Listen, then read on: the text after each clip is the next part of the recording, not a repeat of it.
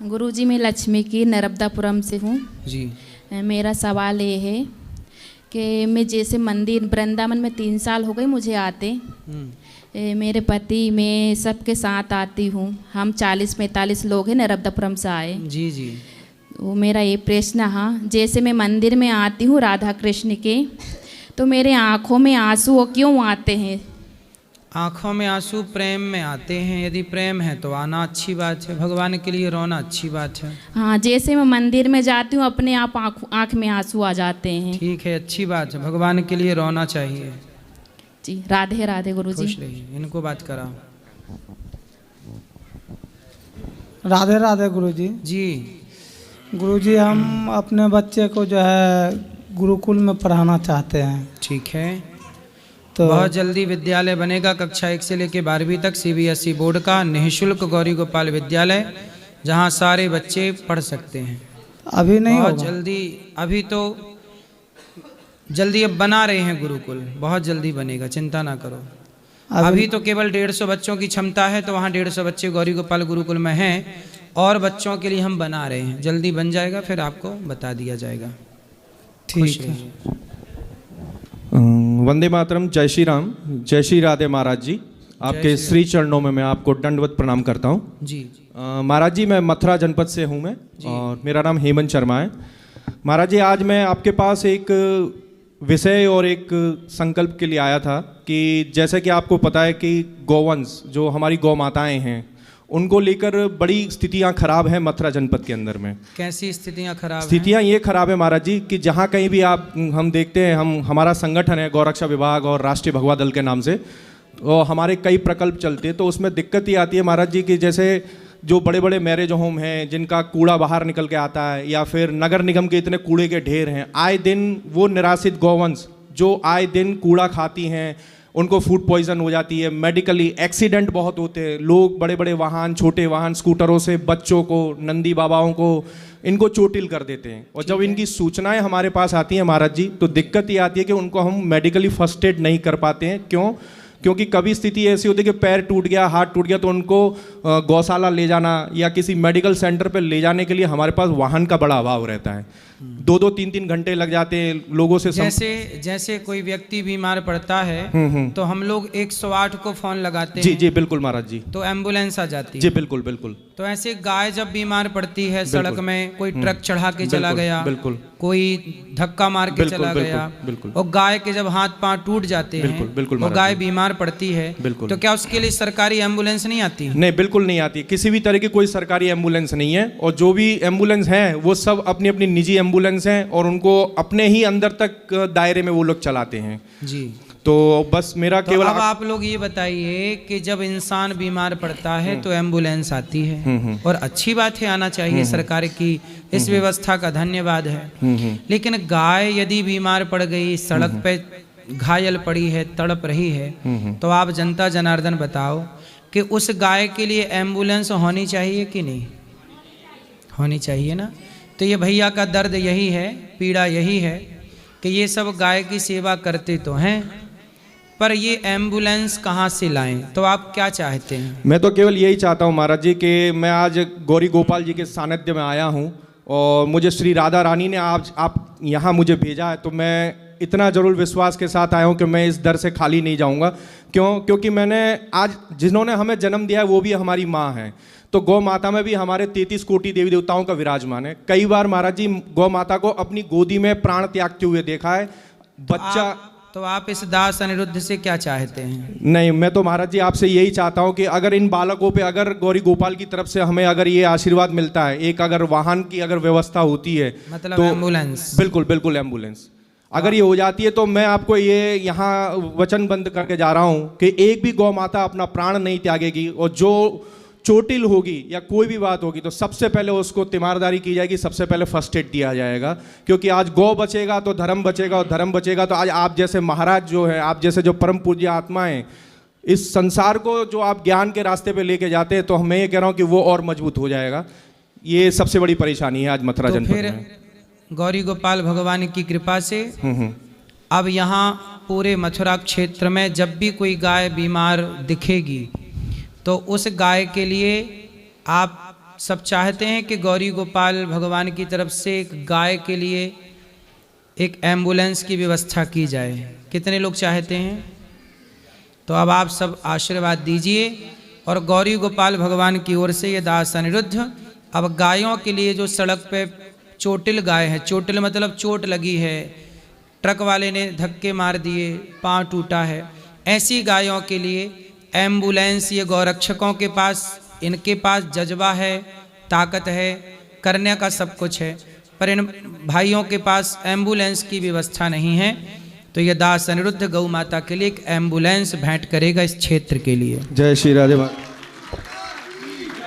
तो आप सबका धन्यवाद कि आप सभी क्षेत्रवासियों के लिए कोई भी कभी भी गाय कहीं दिख जाए किसी को तो उसमें हम एक नंबर लिख देंगे, कहीं से भी कभी भी कोई कॉल करेगा तो एम्बुलेंस पहुंचेगी।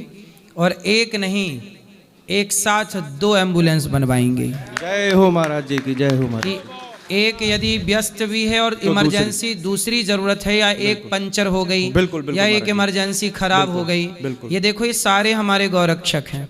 ये सब गौ माता की सेवा के लिए बेचारे जान जोखिम में डाल के लड़ते हैं और गाय के लिए जीते हैं। इनका अपना जीवन है, इनका भी अपना परिवार है, इनकी अपनी भी, किसी का ब्याह हुआ तो पत्नी है, बच्चे हैं, लेकिन ये सब जिम्मेदारियां करते हैं पूरी, पर गाय की सेवा को प्राथमिकता ये लोग देते हैं। यदि समाज के ये नौजवान दोस्त गाय के साथ खड़े हैं तो हमारा भी धर्म है कि हम भी गौ माता के साथ खड़े हों। आज गौरी गोपाल गौशाला में 400 गैया हैं, 125 नंदी हैं। अच्छा, नंदी हैं, उन नंदी, आपने गौरी गोपाल गौशाला का दर्शन किया? हाँ इन्होंने 400 से ज़्यादा नंदी हैं। अभी क्या करें, नंदी बाहर यदि दिखते हैं तो कसाई उठा के ले जाता जी है। बिल्कुल महाराज। इसलिए गाय की तो फिर भी लोग सेवा जैसे तैसे कर रहे हैं, लेकिन आज के युग में सबसे ज़्यादा हानि नंदियों की हो रही है। बिल्कुल बिल्कुल महाराज। तो आपने चिंता जताई है और आप सबका आशीर्वाद रहेगा। महाराज जी आपने जो आज मिसाल, मैं ये कहूँगा कि आज आपने जो पीड़ा, जो हमारा दर्द समझा है, मैं इतना कहूँगा कि एक छोटी सी बात है कि पता नहीं किस रूप में नारायण मिल जाए, तो मैं तो ये कहूँगा कि हमारे लिए नारायण आप ही हैं, आप ही हैं, आप ही हैं। हम तो क्योंकि आप मैंने तो सबके आपको दास ये हैं। जाना कि एक बार आपने हमारी पीड़ा को देखा और उस चीज़ को समझा महाराज जी, तो बिल्कुल हम विश्वास दे के जाते तो हैं। आप सब मथुरा से हैं? जी प्रॉपर हम मथुरा शहर से ही हैं महाराज जी। ब्रजवासी हैं? बिल्कुल ब्रजवासी हैं, जड़ें हमारी मथुरा की हैं, जॉब करते हैं, अपनी प्राइवेट जॉब करते हैं, और उस दौरान हम तो लोग सारा हमारा काम- सौभाग्य है कि ब्रजवासियों की सेवा का हमें मौका मिला और बिहारी जी ने हमें सेवा के योग्य बनाया, तो सेवा आपने अवसर दिया, इसके लिए नहीं धन्यवाद। महाराज जी, तो हमारा तो अब- हमारा भाग्य है कि हमें आज आपके श्री चरणों का दर्शन मिला और हमें नारायण स्वरूप आपके दर्शन मिले महाराज जी। मैं भी कई बार ये बात देखता हूँ कि सड़कों में गाय रहती है। कई लोग ना इसलिए खड़े नहीं होते गाय के पास कि यदि हम खड़े होंगे तो इसको हमें ही उठाना पड़ेगा, हमें ही इसका इलाज कराना पड़ेगा, और लोग अपना पैसा खर्च नहीं करना चाहते। और कई बार चाहते भी होंगे तो वो ये सोचते होंगे कि इस गाय को हम ले कहाँ जाएं, क्योंकि उनके घरों पे सबकी व्यवस्थाएं तो होती नहीं है, कहाँ ले जाएं। तो आप देखिए, गाय गौवंश संकट में तो है, ये तो आप सब मानते हो कि नहीं? गौवंश पे संकट तो है। अब गौवंश बचेगा कैसे? हमारे सामने कोई सड़क में इंसान तड़प रहा हो तो हम सबका धर्म होता है कि हम उसे बचाएं, लेकिन गाय भी तो है। केवल गाय नहीं, हमें तो लगता है कुत्ता भी कहीं तड़पता मिले तो उसे भी उठाओ, उसको भी इलाज दो और उसकी भी रक्षा करो। तो आप सब चिंता ना करिए, आप सबका आशीर्वाद रहा तो गाय के लिए बहुत जल्दी ही अब 2 एम्बुलेंस गौरी गोपाल भगवान की ओर से तैयार होंगी और पूरे क्षेत्र की सेवा में वो दिन रात तैयार रहेंगी, 24 घंटे। बस महाराज यही ब्रजवासियों की आपने हमारी सबकी मदद करी, गौ माता के लिए, गौ माता की सेवा के लिए दिया। हम सब ब्रजवासियों की मंगल कामनाएं आपके साथ हमेशा हैं। सभी ब्रजवासियों का गौ माता आपका आशीर्वाद बना रहे। जय आप हो ब्रजवासियों महाराज, का जय हो, बस। जय हो। जय गौ बोलो माता, गौ माता की। जय गौ माता, जय गोपाल। तो भगवान सदा आपको सुखी रखें। बहुत जल्दी इसमें कार्य हम शुरू कर देते हैं, ठीक है? राधे राधे महाराज जी। जी मैं चेन्नई से आया हूँ मेरे परिवार के साथ में। मेरा बस आपसे इतनी विनती है कि आपका आशीर्वाद चाहिए। मैं आपके सारे वीडियो देखता हूँ, मैं आपका बहुत सारे वीडियो देखता हूँ, आपसे हृदय से बहुत प्रेम करता हूँ। जी। आपको सिर्फ एक वाक्य बोलना चाहता हूँ, अगर आप बुरा नहीं माने तो। हाँ हाँ महाराज जी, हम आपसे बहुत प्यार करते हैं। ठीक है, ये आपका तो आप, आशीर्वाद चाहिए बस। बिल्कुल, ये तो आपका बड़प्पन है कि आपने मुझ जैसे अभागी से प्यार किया। और गुरुजी, हम 4-5 साल से भक्ति में हैं और मैं चेन्नई में व्यापार करता हूँ, घर मेरा राजस्थान में है और परिवार भी है, तो कभी कभार भक्ति में थोड़ा विघ्न आ जाता है, काम को लेकर और परिवार को लेकर। तो इन तीनों में कैसे समीकरण बिठा के मैं भक्ति में आगे बढ़ सकूँ, कृपया मार्गदर्शन कीजिए। भगवान से प्रार्थना करिए दिन रात, हे प्रभु अपनी भक्ति दीजिए, हे श्रीमन नारायण अपनी भक्ति दीजिए, हे प्रभु अपने योग्य बनाइए। मैं नहीं हूँ, गाय का बच्चा बिल्कुल गंदा होता है जब जन्म लेता जी है, महाराज। लेकिन गाय उसे चाट चाट के साफ कर देती है। हम भी उस गाय के बछड़े की तरह हैं जो अशुद्ध हैं, अपवित्र हैं, गंदे हैं। जी महाराज। लेकिन जब भगवान कृपा करते हैं तो वो हमें शुद्ध करते हैं। तो हम भगवान की शरण में जाएं। जैसे गाय का बछड़ा गाय की शरण में है तो गाय ने उसे निर्मल कर दिया। जब पैदा होता है बच्चा, तब गाय का बच्चा कितना गंदा रहता है, लेकिन गाय उसे चाट चाट के साफ कर देती है। ऐसे ही हम पाप की गंदगी लिए बैठे हैं, ना जाने करोड़ों जन्म के पाप हमारे अंदर हैं। लेकिन जब आप भगवान की शरण में जाते हैं तो जैसे गाय का बच्चा निर्मल हो जाता है गाय की शरण में, ऐसे भगवान की शरण में जाके भक्त निर्मल हो जाता है।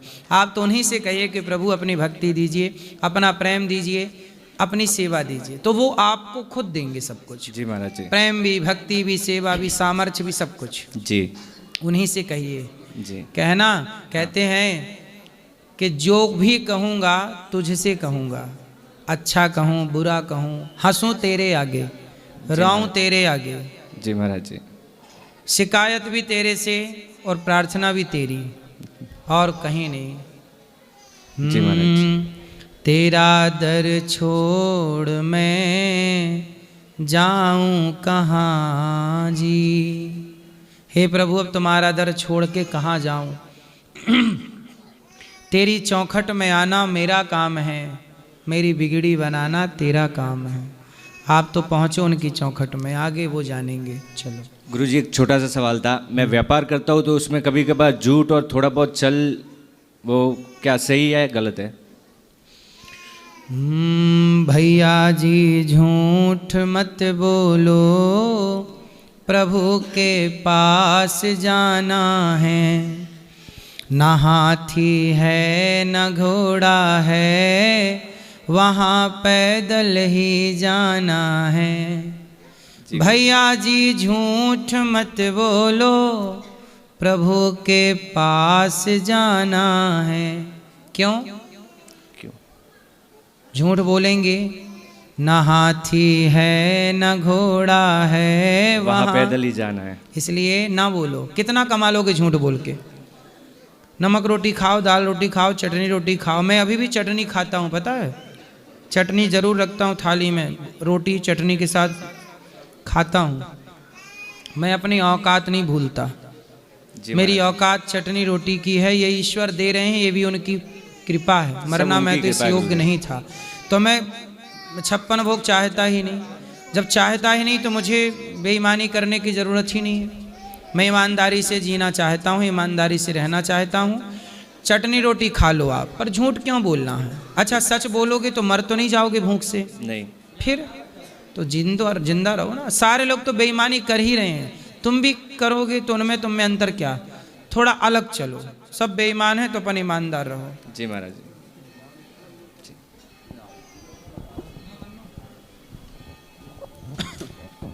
गुरुजी राधे राधे जी। गुरुजी, हमारा एक व्यापार है, मैं अक्टूबर में भी आया था पहले। माइक तो पास में। हमारा इलेक्ट्रॉनिक का मैन्युफैक्चरिंग होती है, एलईडी लाइट पैनल सैनल फ्रिज व्रिज। तो अक्टूबर में मुझे लॉस हुआ था, तो मैं आया था। आपने कहा था ना कि शुरू से दोबारा से करो, सही हो जाएगा। तो मैंने शुरू से करा तो सही भी हो गया 50% तक। लेकिन अब मेरा पता नहीं, वहाँ काम कर दो दम सा घुटता है, पता नहीं क्यों। तो आप काम करो ना। काम नहीं गुरुजी, अब मैंने पहले तो सोचा था है या करें लोग, मैं कहीं कोई और कुछ कर लूँ। लेकिन अब मैंने सोचा गौरी गोपाल के लायक करना चाहता हूँ गुरुजी मैं सब कुछ। क्या करना है बताओ? शादी हो गई? अभी नहीं गुरुजी। शादी नहीं करना? अरे वो होगी जब होगी हो जाएगी। तो अभी कितने साल के हो? मैं 26 साल का। हाँ, तब तो उम्र है, कर लो शादी, कुछ काम धाम कर लो, पैसे कमाते हो। अरे गुरुजी बता दो यार, मेरा मैन्युफैक्चरिंग का काम है खुद का ही मेरा। तो करो ना काम। तो गुरुजी अब मैं गौरी गोपाल के लैक करना चाहता हूँ सब कुछ, मैंने नाम भी सोच लिया सब कुछ इलेक्ट्रॉनिक का। एक काम देखो, पैसा कमाना चाहिए और पैसा कमा के उसका सदुपयोग करना चाहिए। तो मैंने अब गुरुजी गौरी गोपाल के लैक करना है ना मुझे काम। क्या करना है बताओ? जैसे कि ये इलेक्ट्रॉनिक बनती है हमारे, LED लाइट, फ्रिज व्रिज, ये सब कुछ गौरी गोपाल के नाम से बना के जब सेल करना चाहता गुरुजी, रोज बना के सेल करना चाहते हो? नहीं गुरुजी, गौरी गोपाल के लाइक करना, जो प्रॉफिट होगा तो सबको। यहाँ तो लाइट लग गई है सारी, पहले बताते तो हम आपसे लगवा लेते। अरे नहीं गुरुजी, वो जो प्रॉफिट होगा सब गौरी गोपाल में ही जाएगा, मैं कुछ अब मतलब अपना सब कुछ तो उसमें। मेरे नाम से लाइट बेचोगे, लोग कहेंगे लो बाबा ने धंधा चालू कर दिया। व्यापारी कहेंगे आपके चक्कर में हमें, हम धंधा करना जानते नहीं हैं। अरे गुरुजी ऐसा कुछ नहीं है ना। कैसा है फिर? तो मतलब जैसे कि जो मतलब पब्लिक का भी फायदा होगा ना उससे, जैसे कि पब्लिक का क्या? हाँ, पब्लिक का फायदा होगा, रोशनी होगी तो रास्ता दिखेगा। अरे गुरुजी जैसे कि मार्केट से जो चीज़ 100 रुपये की ला रहे हैं वो है, जब जो चीज़ यहाँ बनेगी वो 50 रुपये की मिल जाएगी। अरे 10 रुपए की भी बेचे पर दुनिया कहेगी ना कि अनिरुद्धाचार्य ने धंधा चालू कर दिया लाइट का। हैं, दुनिया तो यही कहेगी कि धंधा चल रहा है। इसलिए बेटा आपका बिजनेस खूब चले, आशीर्वाद है। हमें तो कथा ही सुनाने दो भगवान की, हमसे व्यापार करना नहीं आता। ईश्वर ने हमें व्यापार के लिए बनाया ही नहीं, व्यापार के लिए आप लोगों को बनाया है। व्यापार मन लगा के करो, हम तो भिखारी ही अच्छे हैं। ठीक है गुरुजी, राधे राधे। भिक्षा मांग मांग के माँओं की सेवा करते हैं, यही ठीक है। व्यापारी व्यापार कर लेना बड़ी बात नहीं, हम कर भी लें, पर दुनिया तो कहेगी कि लो क्या क्या नहीं कहते लोग, कुछ ना करने पर भी बहुत कुछ कहते हैं। रुचि राधे राधे। बोलो। गुरुजी झूठ नहीं बोलना चाहिए, लेकिन आदमी मजबूर इतना कर देते हैं कि झूठ बोलना पड़ता है। हाँ, झूठ बोलना भी चाहिए कहीं कहीं, कभी कभी। गुरुजी अब हम सोचते हैं कि झूठ ना बोलें, आपके हम शिष्य हैं। तो कहाँ झूठ बोलना पड़ता है आपको? जिसे हम काम करते हैं गुरुजी, ठीक है, वो आएंगे मालिक पूछ देते हैं कि यह चीज़ हुआ, हम कहेंगे अगर सच बोल देंगे कि नहीं जी नहीं हुआ, फिर भी वो बोलेंगे, अगर बोल देंगे झूठ बोलेंगे फिर भी वो बोलेंगे। तो झूठ बोलना ही मजबूरी हो जाती है गुरुजी की, बोलना पड़ेगा आपको, मजबूर होकर बोलिएगा। मुंह में अंगुरी डाल के बोल पाएंगे आप, नहीं बोलिएगा, वो इतना बोलने ते जाएंगे कि फिर आपको कहना पड़ेगा कि ठीक है बोलना। क्या काम करते हैं? मैं बेकरी बिस्कुट का ठेकेदारी करता हूँ गुरुजी। क्या बिस्कुट? हाँ, बेकरी बिस्कुट का ठेकेदारी करते हैं। तो आप बनाते हो खुद बिस्कुट? गुरुजी मैं 10-12 लड़के को साथ में लेकर के काम कराता हूँ, करता भी हूँ। मतलब बनाते हो कि बने बनाए खरीदते हो? नहीं, बनाता हूँ गुरुजी। तो बिस्किट काय का बनता है? देसी घी का, तेल का? देसी घी भी होता है, डालडा भी होता है गुरुजी, और फिर मैदा होता है, घी होता है, चीनी होता है। तो बिस्किट जो है वो शरीर के लिए फायदेमंद है कि नुकसानदायक है? गुरुजी देखिए, जो ऐसे तो है तो गलत ही है, लेकिन उसको हम कुछ कह नहीं सकते हैं, इसलिए कि बनाते तो हम भी हैं। ठीक है गुरुजी, उसमें देखिए जो उसमें मैदा है जी, और चीनी है जी, और तेल वेल काय का यूज होता है? ये तो ये रिफाइंड है गुरुजी। तो इसमें और कुछ केमिकल भी डलते हैं? केमिकल डलते हैं, जैसे गुरुजी बेकिंग पाउडर हो गए। Baking, Nirma powder? नहीं नहीं, बेकिंग पाउडर क्या होता है, जो खाने औषधि होता है वो खा सकते हैं।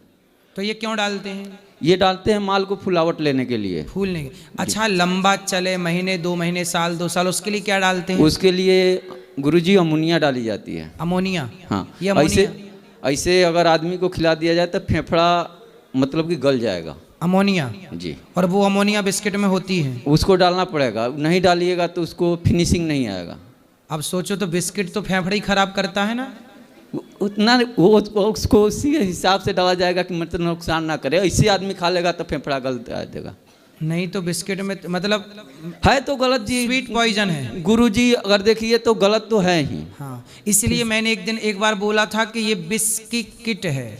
गुरुजी, विष मतलब जहर की किट। नहीं, तो मीडिया वालों ने बड़ा बवाल उड़ाया, आपने गुरुजी- अच्छा बता दिया कि इसमें जहर होता है। गुरुजी देखिए, समर्थन तो समर्थन है, ठीक है। हम तो कहते हैं कि बिस्कुट गलत है, हाँ। लेकिन हमारा कार्य है वो नहीं, करना आपका पड़ता है। काम है, अच्छा है, भगवान करे आपका काम बढ़िया, भगवान सुखी रखे आपको। लेकिन आपने जो बताया कि बिस्किट है हानिकारक, है हानिकारक तो है गुरुजी, वही ये हम मैंने ये तो नहीं समझाया कह था। सकते कि नहीं है, हानिकारक नहीं है, लेकिन लोग खाते हैं तो उसको बनाना ही पड़ेगा गुरुजी। अब लोग ऐसा जहर थोड़ी- भी खाएंगे तो बना के देना पड़ेगा। वो तो बना के देना ही पड़ेगा गुरुजी। सही है।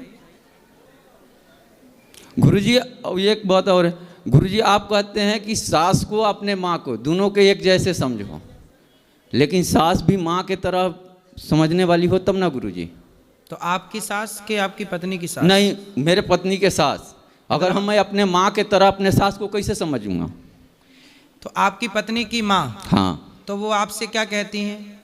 हमारे सास के नेचर बहुत ही गलत है गुरुजी। सास की? हाँ, क्या गलत है? वो सोचती हैं कि जैसे हमको देखो, हमारे पास सब कुछ हो, जैसे कि हमारे बेटी को भी तुम यहाँ पर ले आके रखो, मतलब घर जमाई बन के रहो। हाँ, उनके हिसाब से चलो। लेकिन मैं कहता हूँ कि मैं अपने माँ के तरफ से ही जो कुछ करूँगा सब अपने माँ के लिए किया। आजकल ये पत्नियों की माएँ दामाद को खरीदना क्यों चाहती हैं? यहाँ रह मेरे पास, जो कहती हूँ वो कर। आपने पैसे तो नहीं लिए दहेज में? गुरुजी मैं तो 1 रुपया भी नहीं लिया हूँ। हाँ, तो बोल देना कि फिर मैं बिका नहीं हूँ। मैं तो कह दिया, जिनको पैसे दिए हो उनको कंट्रोल करो, हमें नहीं। वो मेरे 3 गो साड़ू हैं, मेरे से बड़े साड़ू लोग हैं, वो लोग तीनों आदमी आकर वहाँ पर रहते हैं। अच्छा। 1-2 महीना। वो सोचती हैं कि तुम भी आकर यहीं पर रहो 1-2 महीना मेरे पास। क्यों? अब उनका नेचर है, जो कि अपने सास, उनकी अपना खुद सास है, उनका पतोह भी है, उनका बेटा भी है। तो उनकी बहू से उनकी नहीं बनती? वो अपने बहू के चाहती नहीं, अपने बहू के तो भगा देती हैं मारकर। ले, बहू को मार के भगा देती हो, बेटी को बुलाती है, आजा हाँ। आजा आजा यहाँ रह। यही हाल माओ का रहा तो देश खाली हो जाएगा। हाँ, अभी इनके बाद आप अब गुरुजी की बताइए कि उसमें क्या करना चाहिए जी। उसमें मुझे क्या करना चाहिए? मैं देखिए गुरुजी, मैं अपने माँ के तरफ से ही रहता हूँ। नहीं, आप अपनी जगह सही है। माँ से प्यार करो, और आपकी सास को जरूरत पड़े तो आप भी उनकी सेवा कर सकते हैं, चूंकि पुत्र की तरह आप भी हैं। परंतु माँ का धर्म है। अच्छा, वो अपनी बेटा बहू से उनकी नहीं बनती? ना, उनके बहू से नहीं बनता, ना बेटा से बनता है। और बेटियों से अच्छी बनती है? हाँ, वो बेटी को तो कहती हैं कि हमारे सर्वोपरि हैं, वो 3 गो दामाद उनको कहती हैं कि सर्वोपरि हैं, मेरे को कहती हैं कि आप खराब हो। बेटियां प्यारी लगती हैं, बेटे प्यारे नहीं लगते, है ना? बहुएं प्यारी नहीं लगती। यदि वो बहुओं की माँ बन जाए और बहुएं उनको अपनी माँ मान लें, हाँ। तो फिर सारी लड़ाई ही खत्म हो जाए। जी गुरुजी। इसलिए परिवार में मिलजुल के रहना चाहिए, और ये बड़ों की जिम्मेदारी है, अर्थात माता पिता की जिम्मेदारी है कि बेटियों को आपने, जब संकट हो बेटियों पर तो ज़रूर मदद कीजिए उनकी। लेकिन यदि बेटी की तरह अपनी बहू को लाड़ प्यार करने लग जाओ तो आपका घर स्वर्ग हो जाए। आजकल क्या हो रहा है कि माँ अपनी बेटी को बुला लेती है, यहाँ आओ।